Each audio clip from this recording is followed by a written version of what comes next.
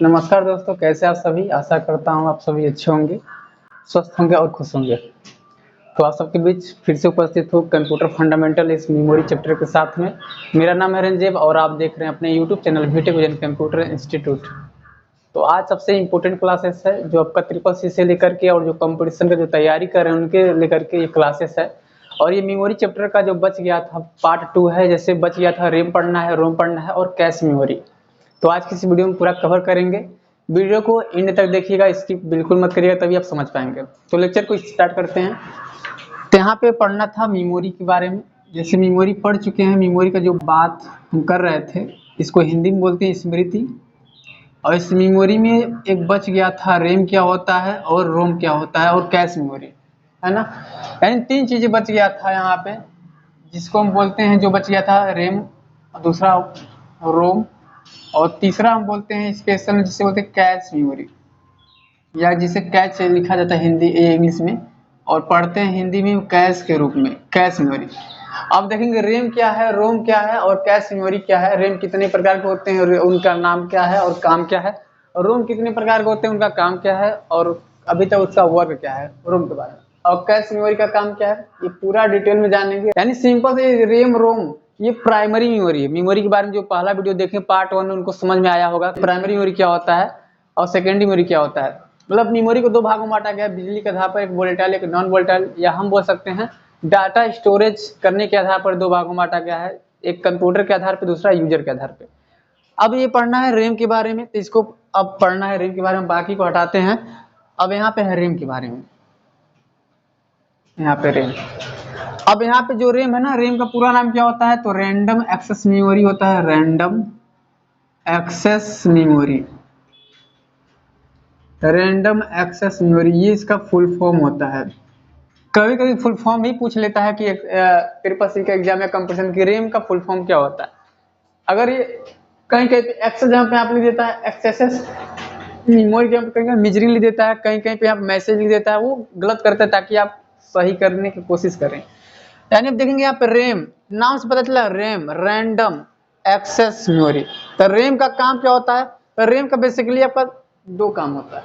पहला काम क्या होता है, ये रीड करता है। पहले इसका वर्क देखेंगे, जो रैम होता है ये क्या करेगा, यहाँ पे ये रीड करेगा और राइट करेगा। यहाँ पे रीड और राइट, मतलब रीड का मतलब होता है पढ़ना, राइट का होता है लिखना। यानी रैम क्या करेगा, पढ़ेगा भी और लिखेगा भी। ध्यान दीजिए इधर, रैम क्या करेगा, पढ़ेगा भी और लिखेगा भी। लेकिन किसको पढ़ेगा किसको लिखेगा, जैसे टाइपिंग मास्टर करते हैं तो अब क्या करें, पहले पढ़ते हैं क्या लिखा गया, दिमाग में आता होगा, फिर जाके बटन प्रेस करते हैं। यानी एक तरह से पढ़ते हैं फिर लिखते हैं। वो किस में हो रहा है, रैम में हो रहा है। आप कुछ असाइनमेंट करते हैं एमएस वर्ड में, एक्सेल, पावर पॉइंट में, जो कुछ भी लिखते हैं तो पहले पढ़ते हैं क्या लिखा गया फिर लिखते हैं। यानी पढ़ते हैं लिखते हैं, वो कैसे हो पा रहा है, रैम की वजह से हो पा रहा है। और रैम जो होता है ना, डाटा इकट्ठा नहीं करता। यानी ये समझ गए कि रैम क्या करेगा, पढ़ेगा लिखेगा। और रैम जो होता है ना, यहाँ पे ये डाटा को स्टोर नहीं करता है, not data store, not data store. ये रैम जो होता है डाटा इकट्ठा नहीं करता है। और जो रैम होता है ना, ये क्या होता है, वोलेटाइल। मतलब वोलेटाइल का मतलब क्या होता है, जब तक कंप्यूटर ऑन रहेगा तब रैम काम करेगा, कंप्यूटर बंद रैम खत्म। यानी सिंपल सा इसका तीसरा पॉइंट में क्या लिख देंगे, रैम जो होता है ये वोलेटाइल होता है। वोलेटाइल, वोलेटाइल का मतलब क्या होता है, यहाँ पे अस्थायी या अस्थिर, यानी परमानेंट तरीके से डाटा इकट्ठा नहीं करता है। रैम में डाटा इकट्ठा ही नहीं होगा, ये वोलेटाइल होता है रैम। और रैम का अगर देखा जाए, अगर रियल में काम जो होता है, ये क्या करेगा, किसी भी ऐप को, आइकन को या प्रोग्राम को अगर ओपन करते हैं, कोई यूजर ओपन करता है कंप्यूटर में, तो उसको रैम ही एक्सेस कराता है। सिंपल सा, यानी रीड राइट तो करते हैं, यानी पहले रीड राइट करने से पहले उसको क्या करेंगे, ओपन करेंगे कंप्यूटर में जो प्रोग्राम ऐप आइकन पड़ा हुआ है देखने के लिए, ताकि वो काम कर रहा है कि नहीं। जब ओपन करेंगे तो क्या होगा, वहां पे वो रीड और राइट का करने का काम आ जाएगा वहां पे, तो यूजर रीड राइट दोनों करता है उस टाइम पे। यानी यहाँ पे चौथा पॉइंट में हम लिख देते हैं, यहाँ पे क्या होता है रैम, यहाँ पे ये रीड राइट तो करता है, यानी सिंपल सा ये वोलेटाइल भी होता है, नॉट डेटा स्टोर भी करता है। यानी सिंपल सा रैम का काम क्या अभी बताया यहाँ पे, ये किसी भी ऐप को ओपन करेगा। यानी आप लिख देते हैं any app icon, any app को करता है, या आइकन या ऐप, इसको क्या करेगा, या सिंपल सब बोल सकते हैं प्रोग्राम, आइकन ऐप या प्रोग्राम, यानी सॉफ्टवेयर के समूह को ही बोलते हैं प्रोग्राम। इसको क्या करेगा, ओपन करेगा। या अपनी भाषा में बोल सकते हैं कंप्यूटर की लैंग्वेज में रन कराएगा या एक्सेस कराएगा, बात एक ही है। मतलब एक रैम का क्या काम है, यहाँ पे कोई भी ऐप आइकन को या प्रोग्राम को ओपन करेगा, रन कराएगा, एक्सेस करेगा। आप टाइपिंग मटेरियल चालू करते हैं तो आप तो क्लिक करते हैं माउस का लेफ्ट बटन 2 बार दबा करके, राइट बटन 1 बार दबा के ओपन करके, लेकिन रैम क्या करेगा वहां पे उस टाइम बस ओपन करेगा कुछ चीज को। आप यहाँ पे कुछ यूट्यूब चालू करते हैं, क्रोम चालू करते हैं, यहाँ पे फोटोशॉप चालू करते हैं, यहाँ पे पेजमेकर चालू करते हैं, एक्सेल चालू करते हैं, एमएस वर्ड चालू करते हैं, जो चीज आप चालू करते हैं उसमें चालू करने का योगदान कंप्यूटर के अंदर कौन करवाता है, तो रैम करवाता है। ये यानी सिंपल सा है, लाइट रहेगा तो कंप्यूटर ऑन होगा, कंप्यूटर ऑन होगा तो रैम काम करेगा, यानी रैम का मतलब जब आप ओपन करेंगे तो वो रैम ही काम करेगा। यानी सिंपल सा कोई भी ऐप आइकन या प्रोग्राम को ओपन करेगा। और ये बताएं कि ये रैम जो होता है डाटा इकट्ठा नहीं करता। कैसे नहीं करते इसका हम प्रूफ बता दे रहे हैं अभी से। जैसे मान लीजिए आप कुछ यूट्यूब से कुछ देख रहे हैं, कुछ वीडियो देख रहे हैं, कुछ कार्टून देख रहे हैं, कुछ सॉन्ग सुन रहे हैं, अगर अच्छा लग रहा है क्या करते हैं, उसको डाउनलोड करते हैं, अगर अच्छा नहीं लग रहा है तो बस देख करके फिर बंद कर देते हैं, ऐसा होता है। यानी रैम में क्या करते हैं, उसको ओपन किए यूट्यूब को, रैम ओपन किया है, यानी रैम में सब काम हो रहा है, सब चीज काम रैम में हो रहा है, यानी स्टार्टिंग से रैम ही में होता है। स्टार्टिंग से कोई भी चीज ओपन करेंगे स्टार्ट में रैम किया उस चीज को, तो उसमें काम करेंगे। आप देखेंगे कुछ वीडियो को या सॉन्ग को सुनेंगे या कुछ कार्टून देख रहे हैं, मूवी देख रहे हैं या कुछ पढ़ रहे हैं, उसमें जो आपको अच्छा लग रहा है अपने अकॉर्डिंग काम वो कर रहे हैं। यानी जब तक आप काम कर रहे हैं, जब तक देख रहे हैं तब तक रैम दिखा रहा है। अगर उस टाइम पे अगर आपका मोबाइल का battery power off direct mobile ही बंद हो जाए तब क्या होगा उस टाइम पे, तब फिर से ओपन करेंगे तो क्या यूट्यूब वहीं से चलेगा। जैसे स्टार्ट आपका पावर ऑन हुआ, मोबाइल चालू हुआ, कंप्यूटर चालू हुआ, डायरेक्ट वहीं से यूट्यूब स्टार्ट नहीं, फिर से चालू करना पड़ेगा। और जब चालू करें तो वहीं से नहीं आएगा जहां से देखे थे, फिर से आपको सर्च करना पड़ेगा या हिस्ट्री में जाके देखना पड़ेगा क्या हम देख रहे थे, तब आएगा। ऐसा होता है। अगर उसको क्या कर देंगे, अगर आप उसको देख रहे हैं उसको क्या कर देंगे, डाउनलोड कर देंगे तो रोम में चला जाता है, या कंप्यूटर में प्राइमरी की जगह पे सेकेंडरी मेमोरी में चला जाता है, हार्ड डिस्क में चला जाता है, सी ड्राइव में चला जाता है। यानी सिंपल सा यूट्यूब को ऑन किए तो आप कुछ चीजें देख रहे थे, यानी वोलेटाइल था, वो लाइट रहेगा तभी वो काम करेगा, यानी रैम है तो वोलेटाइल है, रैम में वो चीजें काम हो रहा है। अब जैसे उसको डाउनलोड कर दिए बिडमेट में या स्नैपटूड में या कैसे भी, जैसे आप डाउनलोड करते हैं, ज्यादातर लोग बिडमेट का यूज करते हैं यूट्यूब से अगर डाउनलोड करना है कुछ चीजें, डाउनलोड किए या सेव कर दिए। डाउनलोड जैसे करते हैं तो क्या होता है, यूट्यूब से हट करके बिडमेट में चला जाता है फॉर्मेट में। फिर बिडमेट में जैसे काम करता है, बिडमेट से आपका डाउनलोड दिखाता है कितना हो गया, इतना परसेंटेज 99 100, फिर से कन्वर्टिंग करके आपका कंप्लीट फिनिश हो गया, आपका दिखा देगा। आपका जैसे फिनिश होगा तो आपका यूट्यूब चाहे आपका बंद रहे, चाहे लाइट रहे, चाहे आपका रैम रहे या न रहे, फिर भी आप बाद में चाहेंगे तो किसी भी फॉर्मेट से आप चेक करके उसको चालू कर सकते हैं। चाहे आपका कंप्यूटर भले बंद हो जाए, आपका मोबाइल भले बंद हो जाए, फिर से स्टार्ट करेंगे तो आपका फिर से बाद में देख सकते हैं। यानी जब भी देखेंगे फिर से रैम काम करेगा वहां पे। मिस प्लेयर से देखेंगे तो दिखाएगा, MP3 से सुनेंगे फिर वो सुनाएगा। यानी सिंपल सा है, स्टार्टिंग में रैम से गुजरेंगे आप, जब भी कोई ऐप चालू करेंगे तो उसको रैम ओपन कराएगा और रैम में ही वो चीजें दिखाएगा। मिस प्लेयर में कुछ वीडियो भी देखते हैं तो रैम ओपन करा के दिखा रहा है, वो वीडियो कहाँ पे पड़ा हुआ है, तब का मेमोरी में पड़ा हुआ है, कंप्यूटर का सेकेंडरी मेमोरी में पड़ा हुआ है। अगर देखा जाए तो प्राइमरी मेमोरी में बोलते हैं मोबाइल में, ठीक है। एंड सिंपल सा है, कोई भी ऐप को ओपन करेंगे तो आपका रैम से गुजरना पड़ेगा, और रैम से होकर ज्यादा डाटा कहाँ जाता है, सेकेंडरी मेमोरी में। कुछ असाइनमेंट भी करते हैं, रैम काम किया है, एमएस वर्ड कुछ लिख रहे हैं, सेव नहीं किए हैं, और अचानक कंप्यूटर बंद हो जाए, बोलते अरे यार मेहनत खराब, झूठों में लाइट पड़ गया, इतना दिक्कत हुआ हमको। जब सेव कर देते हैं फोल्डर के अंदर, फिर कभी भी किसी टाइम पे चालू करते तो रैम तो चालू कराया, लेकिन वो डाटा इकट्ठा है सेकेंडरी मेमोरी में, या हम बोले तो रोम में डाटा पड़ गया वो चीजें। यानी सिंपल सा, कोई भी डाटा अगर सेव होता है तो पहले रैम से गुजरेगा फिर रोम में जाता है, या रैम से होकर गुजर के जाता है सेकेंडरी मेमोरी में, या रैम से होकर जाता है प्रोसेसर के पास। यानी सिंपल सा, कोई भी चीज आप काम करेंगे रैम से गुजरेगा वो। इसलिए बोलते हैं ना, रैम ज्यादा होना चाहिए, जितना ज्यादा रैम रहेगा उतना फास्ट वो आपका वर्क करेगा ओपन करने में, किसी भी काम को करने में, ठीक है।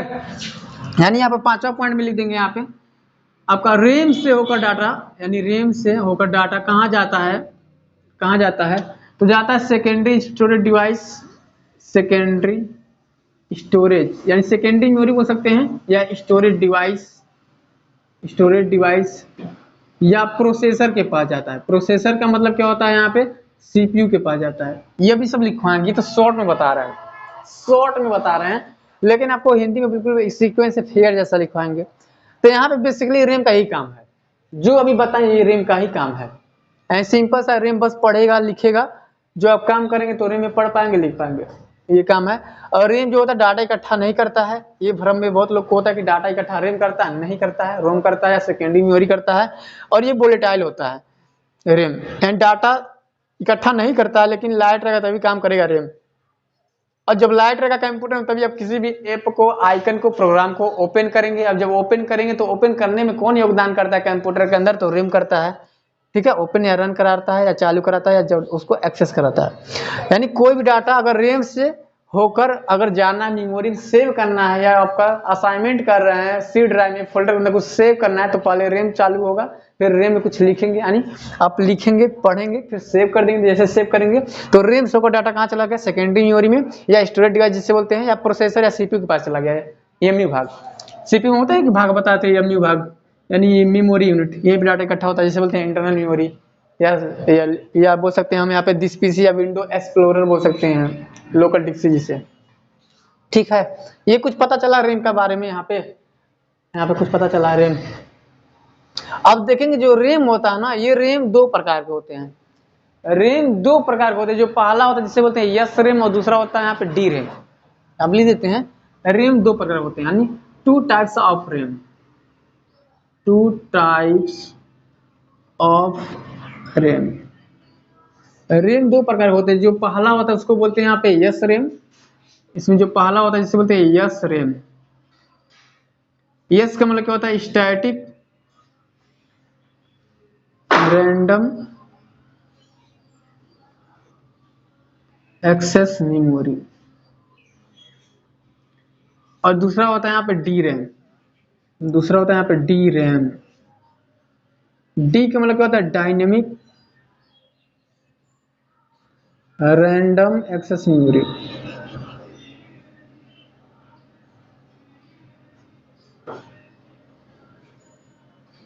ये होता है।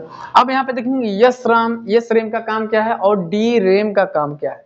ये रैम दो प्रकार के होते हैं, मतलब दो कैटेगरी में बटे हुए रहते हैं, लेकिन दिखता नहीं दो है कि तीन है, लेकिन दो ही रहता है। और जो यहाँ पे देखेंगे यस रैम ना, स्टैटिक रैंडम एक्सेस मेमोरी, ये क्या काम करेगा, तो ये रैम क्या करेगा, अगर यस रैम रहेगा तो आपका रैम स्लो काम करेगा, नहीं फास्ट काम करेगा। एस रैम रहेगा तो आप लिख दे रहे हैं, अगर आपका यहाँ पे यस रैम रहेगा तो ये क्या करेगा, फास्ट काम करेगा आपका रैम, अगर यस रैम जिसमें लगा रहेगा। और आपका क्या होगा, ये थोड़ा महंगा मिलेगा, कॉस्टली होगा, कॉस्टली यानी महंगा होगा। अगर यस रैम लगा रहेगा अगर लैपटॉप में या कंप्यूटर में, तो क्या होगा, यानी वो आपका महंगा होगा और फास्ट काम करेगा, और इसे रिफ्रेश नहीं करना पड़ता है, नॉट रिफ्रेश। कभी कभी कुछ काम करते हैं तो रैम आपका ओपन नहीं होता, जैसे टाइपिंग मशीन ओपन करते तो ओपन नहीं होता, तो कंप्यूटर को रिफ्रेश करना पड़ता है। ऐसा होता है कभी कभी, कुछ ओपन करते ओपन नहीं होता है, बोलते हैं क्या नहीं क्लिक हो रहा है, तो रिफ्रेश एक बार करते तो अच्छे से काम करने लग जाता है। लेकिन जिसमें यस रैम लगा रहता है ना, वो उसमें रिफ्रेश नहीं करना पड़ता है, फास्ट काम करेगा, फटाक फटाक काम करेगा, कुछ ओपन कर डायरेक्ट ओपन करके दे देगा, लेकिन थोड़ा महंगा मिलेगा। रैम में दो रैम लगा होता है अलग से, एस रैम और डी रैम, लेकिन एस रैम थोड़ा महंगा पड़ेगा। कुछ लोग एस रैम ना लगा करके डी रैम लगवाते हैं जो सस्ता पड़ता है, यानी इसी का विपरीत काम करता है। सिंपल सा है, जो डी रैम होता है क्या करता है, यहाँ पे स्लो वर्क करता है, स्लो वर्क करता है। और जो डी रैम होता है ना, यहाँ पे ये क्या होगा, यहाँ पे चिप होगा, मतलब सस्ता होगा एक तरीके से। चिप कौन होता है, सस्ता, यानी सस्ता होगा ये थोड़ा, और इसे रिफ्रेश करना पड़ता है। ठीक है, इसे रिफ्रेश करना पड़ता है बार बार। जब भी कुछ ओपन नहीं हुआ तो आप क्या करेंगे, कंप्यूटर का राइट बटन क्लिक करके रिफ्रेश करेंगे, तब जाके F5 काम करता है। यानी सिंपल सा है, अगर जिसमें यस रैम लगा है तो आपका रैम बिल्कुल फटाक फटाक काम करेगा, और जिसमें डी रैम लगा है थोड़ा स्लो काम करेगा। क्यों स्लो काम करेगा, क्योंकि इसका स्लो वर्क ही होता है डी रैम में, क्योंकि ये सस्ता मिलेगा और सस्ता का उतना वैल्यू कम ही होता है, और ये रिफ्रेश करना पड़ता है इस चीज को।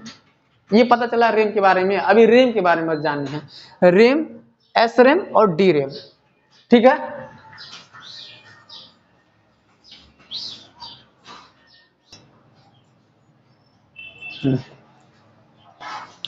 तो आप समझ गए होंगे रैम क्या होता है। अब देखेंगे इसका अगला जो बता रहे थे हम रोम के बारे में, तो इसके बारे में इरेज कर देते हैं, रैम के बारे में जो बताए थे। अब पढ़ना है रोम के बारे में, रोम क्या है, इसका काम क्या है, और रोम कितने प्रकार के होते हैं और उन प्रकारों का काम क्या है। यानी अब आता है यहाँ पे रोम। रोम का पूरा नाम होता है रीड ओनली मेमोरी।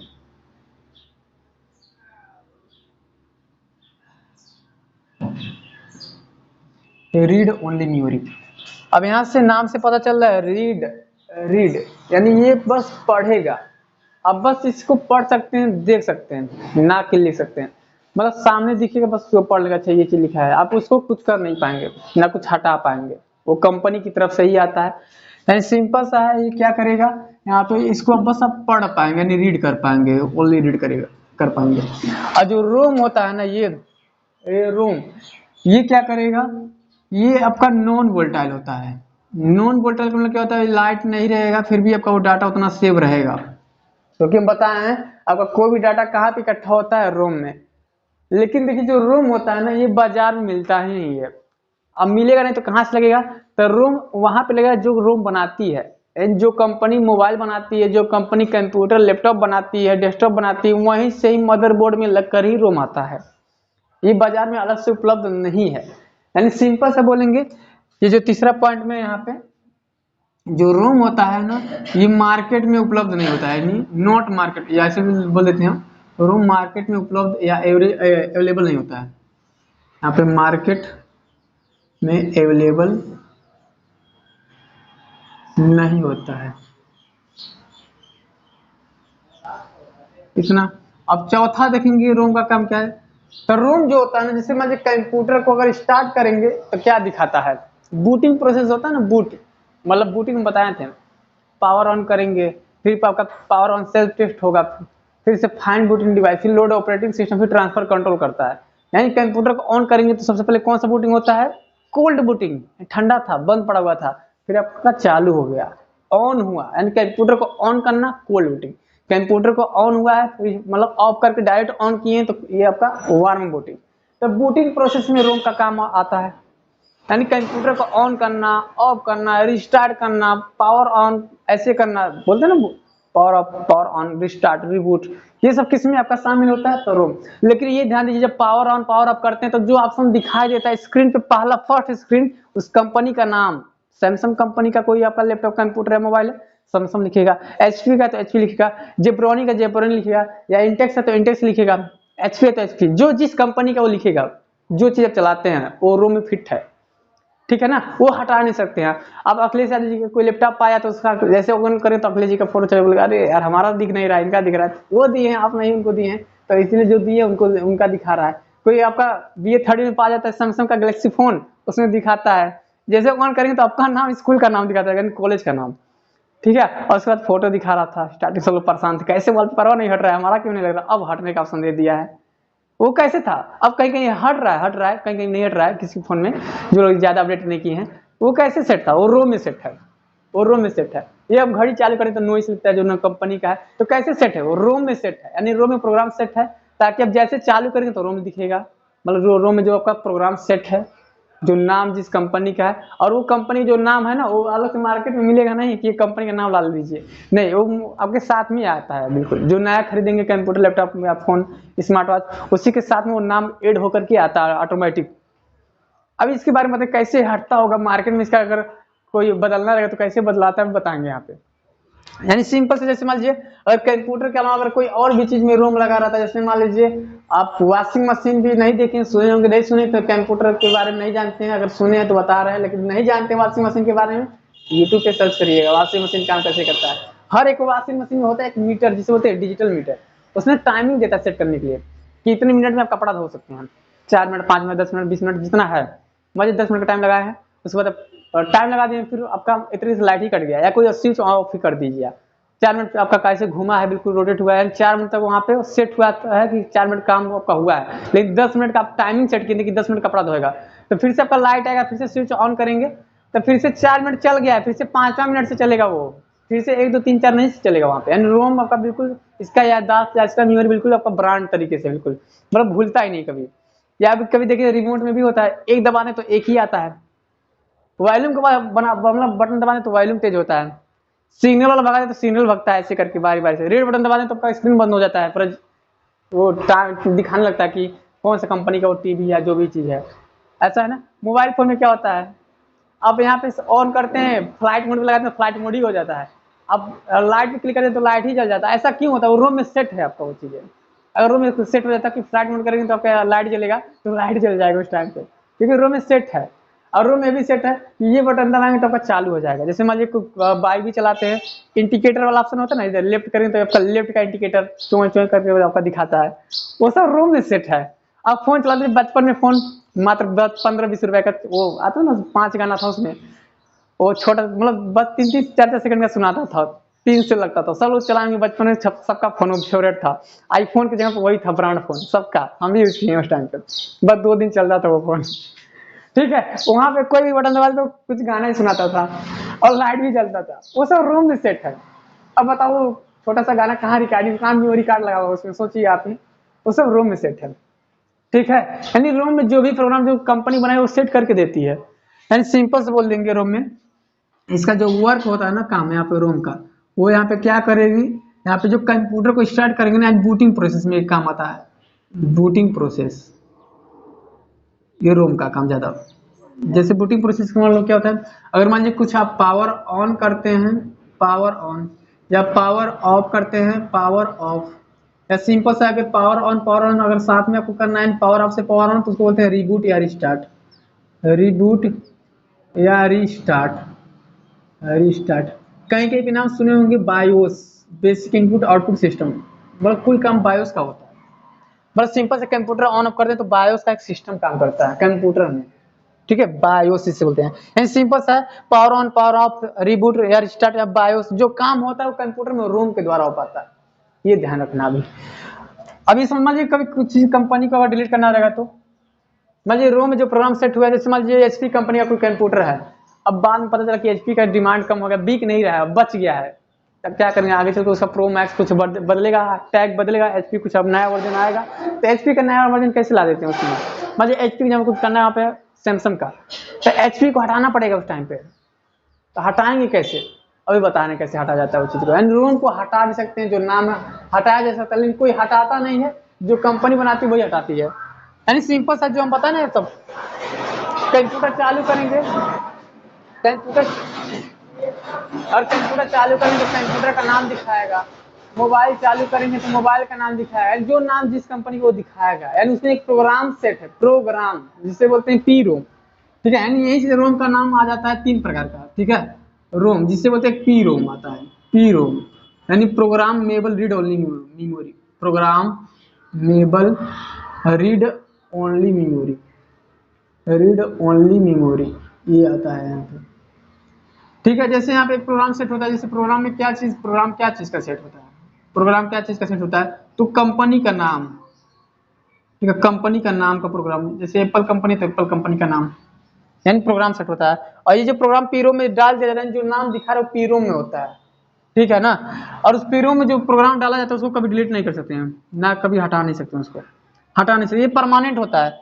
जो पीरो में जो प्रोग्राम पड़ गया एक बार उसे हटा नहीं सकते, मान लीजिए कभी कंपनी को हटाने की जरूरत पड़ गई तो एचपी की जगह पे आपका सैमसंग या इंटेक्स करना पड़ गया, तो हटाने के लिए एक और पी जोड़ दिया गया, जिससे बोलते हैं यहाँ पे ये ई जोड़ दिया गया, यहाँ पे ईपी रोम। ठीक है, ईपी रोम डाल दिया गया, यानी ई लगा दिया गया। ई फॉर क्या यहाँ पे होता है, erasable, erasable read only memory.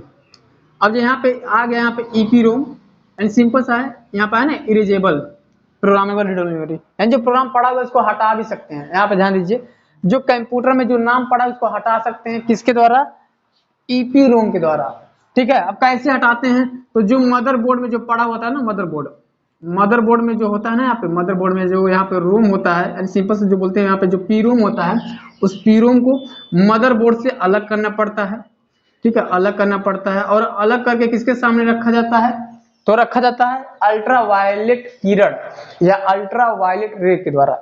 यानी एक होता है किरण, मतलब बहुत सारे किरण है, अल्फा किरण, गामा किरण, अल्ट्रावायलेट किरण, ये सब किरण है, कोई देखा नहीं, बस महसूस होता है। अब बोलेंगे धूप कौन सा कलर का होता है, कोई देखा क्या, महसूस होता है बस।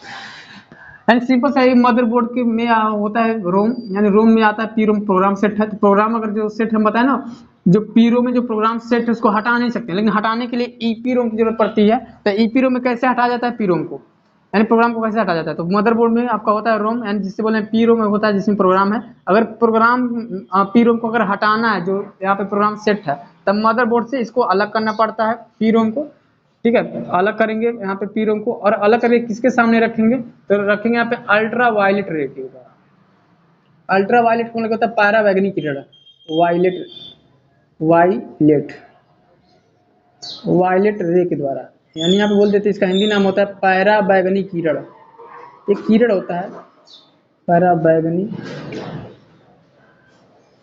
ये किरण के सामने रखा जाता है। फिर यहाँ पे जो डाटा पड़ा होता है, यहाँ पे पीरो में जो डाटा जिस नाम का है उसको इरेज करके फिर अलग से लगाया जाता है। यानी सिंपल से इतना काम करेंगे, मदरबोर्ड से पीरोम को अलग करेंगे, फिर उसको पीरोम को कहाँ रखेंगे? अल्ट्रा वायलेट किरण के सामने, नहीं पराबैंगनी किरण के सामने रखेंगे। फिर इसमें जो डाटा पड़ा होगा यानी पीरोम में जो डाटा पड़ा होगा उसको इरेज करेंगे, इरेज करने के बाद फिर उसमें नया डाटा डालेंगे, बहुत समय लगता है। यही सबसे कठिन प्रक्रिया है समझिए, ठीक है, ये कठिन प्रक्रिया बोला जाता है, ठीक है, कठिन प्रक्रिया होता है इतना काम करने में। तो इस कठिन प्रक्रिया को काम करने के बाद आपका एक और आया इजी काम करने के लिए, क्योंकि वैज्ञानिक बहुत अटपटा काम करने में आगे हैं। जो कठिन उसको और आसान, जो आसान उसको और आसान, जो आसान उसको और आसान। अब ना आप सुनेंगे फ्यूचर में आपका आ जाएगा, कुछ समय आपका नहीं बताता है, कभी कभी ये शो होता है कि आपका कुछ फोन आपका ऐसे हाथों पे लपेट जाएगा, ऐसे चलेंगे बिल्कुल ट्रांसपेरेंट फोन आ जाएगा, पता नहीं चलेगा कहाँ बैटरी कहाँ है स्पीकर, नहीं पता था। क्योंकि आने वाले समय 50 तक ऐसे आ जाएगा, यूट्यूब पे दिखाता है, लोग अनुमान लगाते हैं कि ऐसा वो ब्रांड बन जाएगा पूरा डिजिटल दुनिया, ट्रांसपेरेंट फोन यूज करेंगे आप, ऐसा हो सकता है। लेकिन सब यूज मतलब बताते हैं, मतलब जो कटा भी जो आप देख पाते हैं पूरा जो आपका फोन बिल्कुल हाथ में ट्रांसपेरेंट रहेगा, आने वाले समय लोग बता रहे हैं ऐसा। मतलब सिंपल सा वैसे भी यहाँ पे ईपी रोम है ना, यहाँ पे हम बता दिए यानी प्रोग्राम को हटाने के लिए, यानी इसमें जो ईपी रोम है इसमें बस प्रोग्राम को एक बार हटा सकते हैं। ईपी रोम में जो प्रोग्राम पड़ा हुआ है पी रोम में उसको बस एक बार हटाएंगे, अल्ट्रा वायलेट किरण के सामने अगर एक बार हटा दिए खत्म। दोबारा अगर मान लीजिए एचपी के यहाँ पे इंटेक्स कर दिया, उसका नाम हटा के अब खुलेगा तो इंटेक्स दिखेगा।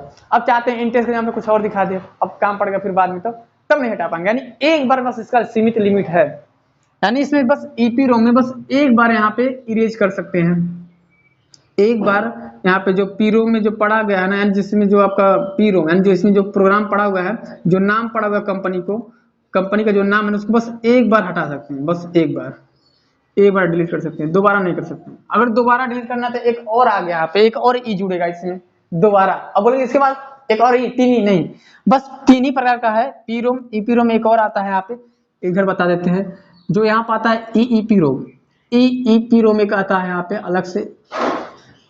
अब इस ई का मतलब क्या है? तो इस ई का मतलब होता है यहाँ पे इलेक्ट्रिकली इरेजेबल। अब बाकी तो जानते हैं इसका रोम का मतलब, पी रोम का मतलब प्रोग्रामेबल रीड ओनली मेमोरी, बाकी आप लिखवा देंगे आपको।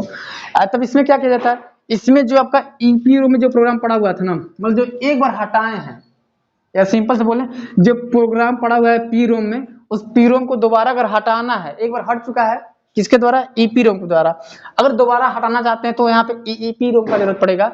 एंड सिंपल सा इसमें मदरबोर्ड से निकालने की जरूरत नहीं पड़ती, इसमें जो मदरबोर्ड है ना, मदरबोर्ड, क्योंकि कोई भी रोम रेम मदरबोर्ड से चिपका रहता है कंपोनेंट हार्डवेयर के रूप में। तो यहाँ पे जो मदरबोर्ड होगा, उस मदरबोर्ड में जो आपका यहाँ पे पी रोम है ना यानी प्रोग्राम, इसमें इसको अलग नहीं करना पड़ता बिल्कुल, ठीक है, अलग नहीं करना पड़ता। मतलब पी रोम में जो प्रोग्राम पड़ा हुआ मदरबोर्ड में रहते हुए आप हटा सकते हैं, कैसे? तो यहाँ पे इलेक्ट्रिकली यानी विद्युत तरंगों के द्वारा, यहाँ पे ध्यान दीजिए। अब जब मदरबोर्ड में जो पी रोम में जो प्रोग्राम सेट है रोम में, जिसे बोले पी रोम, अगर हटाना चाहते हैं ईईपी रोम के द्वारा, तो कैसे हटाएंगे? तो मदरबोर्ड से हटाना मतलब निकालना नहीं पड़ता है। आप क्या करेंगे, अब मदरबोर्ड में रहते हुए क्या कर देंगे, उस प्रोग्राम को मतलब बदल सकते हैं। मदरबोर्ड में यहाँ पे रहते हुए क्या कर देंगे, रहते हुए यहाँ पे जो यहाँ पे पी रोम में जो प्रोग्राम पड़ा हुआ है उसको हटा सकते हैं। कैसे हटाएंगे, मतलब कैसे यहाँ पे हटाएंगे इसमें? तो हटाने के लिए आपका एक यूज होता है यहाँ पे ये इलेक्ट्रिकली, यानी सिंपल सा विद्युत तरंग, ठीक है, इलेक्ट्रिसिटी के द्वारा हटाएंगे, यानी विद्युत तरंग के द्वारा, या इलेक्ट्रिसिटी आपका रे के द्वारा, विद्युत तरंग के द्वारा हटाया जाता है। और ये जो हटाएंगे विद्युत तरंग के द्वारा, ये बिल्कुल आपका सरल प्रक्रिया, क्योंकि मदरबोर्ड से निकालना जरूरत नहीं पड़ रहा है, ये सरल प्रक्रिया आपका ये, मतलब सिंपल सा। और जो ये ईपी रोम है ना, इसमें आप कई बार हटा सकते हैं प्रोग्राम को, एक बार आपका खराब हो गया दोबारा लगा सकते हैं, दूसरा नाम डाल सकते हैं, तीसरा चौथा जो भी है, इसलिए ये सरल प्रक्रिया है। एंड सिंपल से बोले हम यहाँ पे रोम तीन प्रकार का, पी रोम, ईपी रोम और यहाँ पे ईईपी रोम, इसलिए यहाँ पे तीन प्रकार का रोम बना है। कोई शौक नहीं है तीन चार प्रकार का बनाने का, लेकिन इसका काम ऐसा हो गया कि बन गया है ये। एंड सिंपल सा जो प्रोग्राम सेट हम बताए ना, रोम में काम होता है, बस पढ़ते हैं, ये आपका लाइट रहेगा नहीं रहेगा फिर कोई काम नहीं, डाटा आपको पड़ा रहेगा। रोम क्या करेगा, मार्केट में अलग से मिलता ही नहीं है, आपका कंप्यूटर में लग के ही आता है। और जो रोम का काम है ना, ये बूटिंग प्रोसेस में काम आता है, जैसे पावर ऑन पावर ऑफ करते हैं, रिबूट रिस्टार्ट, यहाँ पे बायोस जिसे बोल रहे हैं, ये काम होता है रोम में। एंड जो कंप्यूटर ऑन होगा तो नाम दिखेगा, कुछ आपका गवर्नमेंट के द्वारा कुछ मिला तो उसका फोटो दिखेगा। तो हटाने के लिए कैसे हटेगा, तो हटेगा वहाँ पे ईपी रोम के द्वारा। यानी जो वहाँ पे प्रोग्राम सेट है, जो नाम दिखा रहा है, उसको बोलेंगे पी रोम। ठीक है, अभी तो रोम का काम बता रहे थे, जो प्रोग्राम सेट है उसको बोलेंगे पी रोम, यानी प्रोग्राम रीड ओनली मेमोरी। इसमें जो प्रोग्राम सेट है इसको हटा नहीं सकते पी रोम में, क्योंकि ऑलरेडी परमानेंट पड़ा होता है, ये कंपनी का नाम ही दिखाता है, जो कंपनी जो बनाई है। और पी रोम में जो प्रोग्राम पड़ा है, जो नाम पड़ा है, उसको हटाना है तो ई पी रोम की जरूरत पड़ेगी, क्योंकि ई का मतलब होता है इरेजेबल, यानी हटा सकते हैं जो पी रोम, यानी जो प्रोग्राम पड़ा हुआ है रोम में। ठीक है, कैसे हटाएंगे, तो मदरबोर्ड में जो पीरोम पड़ा हुआ है उसको अलग करेंगे, अलग करके पीरोम को कहाँ पे रखेंगे, तो अल्ट्रा वायलेट रे के द्वारा, पैरावैल्यूनिक रे के द्वारा रखेंगे, यानी उनके सामने रखेंगे, फिर डाटा को इरेज करेंगे। और ये कठिन प्रक्रिया है बिल्कुल, क्योंकि अलग करना पड़ रहा है मदरबोर्ड से। हो सकता है मदरबोर्ड से निकालें तो मदरबोर्ड ही खराब हो जाए, टूट जाए, रोम पीरोम खराब हो जाए, ये भी दिक्कत है, यानी कठिन प्रक्रिया है। तो इस कठिन प्रक्रिया को सरल करने के लिए एक और आ गया, इसी में ईपी रोम में एक और ही जोड़ दिया गया, जिसका नाम पड़ा ईपी रोम। अब इस ई का मतलब क्या है, तो इलेक्ट्रिकली, यानी जो विद्युत के द्वारा हटाया जाता है, electrically erasable programmable read only memory, इसका फुल फॉर्म होता है। अब इसमें क्या किया जाता है, इसमें जो यहाँ पे जो प्रोग्राम पड़ा हुआ है ना पी रोम में, उसमें आप कई बार हटा सकते हैं, लेकिन जो हटाएंगे प्रोग्राम को, मदरबोर्ड से निकालना नहीं पड़ता है पीरोम को। मदरबोर्ड में रहते हुए प्रोग्राम को डिलीट कर सकते हैं, लेकिन डिलीट कैसे करेंगे मदरबोर्ड में रहते हुए, तो यहाँ पे विद्युत तरंग के द्वारा, यानी कुछ आपका बिजली के द्वारा हटाया जाता है। ये सरल प्रक्रिया है बिल्कुल, लेकिन बस यहाँ पे ध्यान देना, जो प्रोग्राम सेट है पीरोम में, ईपीरोम में बस एक बार हटाते हैं, दोबारा नहीं हटाना होता है, और ये सबसे रिस्क वाला काम है, कठिन काम है। अगर 2 3 4 बार हटाना तो यहाँ पे ईपीरोम की जरूरत पड़ेगा, बस यही फर्क है यहाँ पे। ठीक है, कुछ पल्ले पड़ा ये हल्का फुल्का, कुछ पल्ले पड़ा, ठीक है, अभी फिर से बता दे रहे हैं यहाँ पे। चलिए, ये सब समझ गए होंगे रोम क्या होता है, रोम के कितने भाग हैं, उन भागों का नाम समझ गए होंगे। अब यहाँ पे एक चीज और बता देते हैं, तो यहाँ पे जो पी रोम लिखा गया है, इस पी रोम को और भी नाम से जाना जाता है, कंपटीशन में पूछा गया है ट्रिपल का क्वेश्चन में कि ईपी रोम को और किस नाम से जानते हैं, तो यहाँ पे लिख देते हैं जो ईपी रोम होता है इसको एक और नाम से जानते हैं, जिसे बोलते हैं यहाँ पे फ्लैश मेमोरी। फ्लैश मेमोरी ये यहाँ पूछा गया है कंपटीशन में या ट्रिपल का क्वेश्चन में, तो इसको भी ध्यान रखिएगा। पूछ सकता है कि ईपी रोम को फ्लैश मेमोरी के नाम से भी जाना जाता है, ऐसे पूछ सकता है फ्लैश मेमोरी कौन होता है, पी रोम या ईपी रोम या रोम, तो बता देंगे ईपी रोम होता है। अब इसको हटा रहे हैं, आप समझ गए होंगे फ्लैश मेमोरी क्या है। अब देखेंगे जो अब तीसरा बताए थे कैश मेमोरी, यानी हम बताते थे रैम क्या होता है उसके बारे में पढ़ना है, रोम क्या होता है उसके बारे में पढ़ना है, और तीसरा बताए थे कैश मेमोरी के बारे में। अब इसको हटा रहे हैं क्योंकि ये दोनों पढ़ चुके हैं। अब आखिरी जो बचा है थोड़ा ही है, लेकिन ये भी इम्पोर्टेंट ही है, यहाँ से भी क्वेश्चन बनता है कैश मेमोरी से।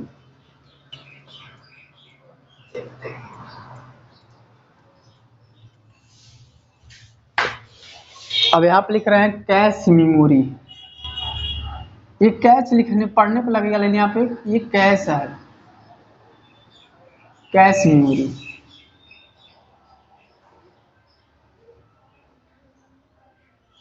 अब ये क्या होता है कैश मेमोरी या कैश मेमोरी, ये पहले देखेंगे कहाँ पे होता है, तो ये होता है सीपीयू और मदरबोर्ड के बिल्कुल बीच में।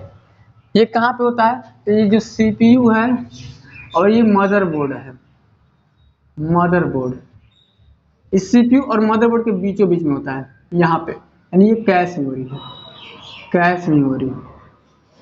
यानी सीपीयू और मदरबोर्ड के बीचों बीच एक पुल की तरह काम कर रहे हैं, बीच में एक ब्रिज के समान काम करता है ये कैश मेमोरी।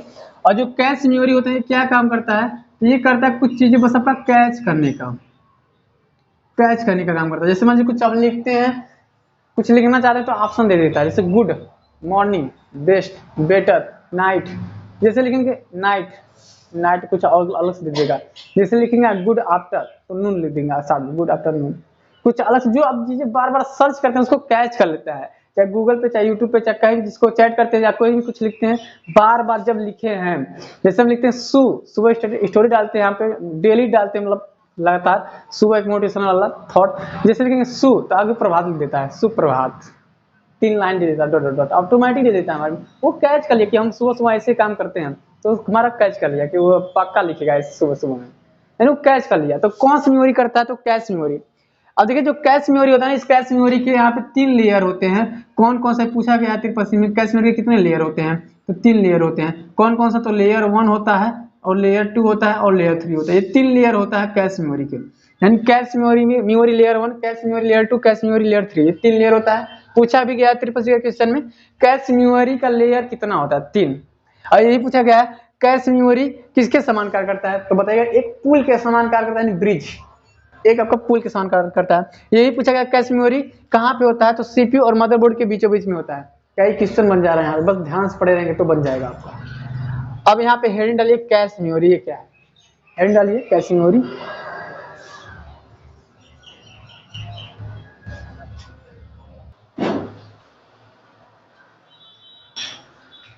तो आप मेमोरी चैप्टर में पार्ट 2 में देखा रैम रोम और कैश मेमोरी के बारे में। आई होप ये आपको वीडियो समझ में आया होगा। अगर आपने हमारे वीडियो को एंड तक समय दिए हैं तो मिलेंगे आपको नेक्स्ट वीडियो में। तब तक आप हंसते रहिए, मुस्कुराते रहिए, अपनों और अपनों का ख्याल रखिए। Thank you so much.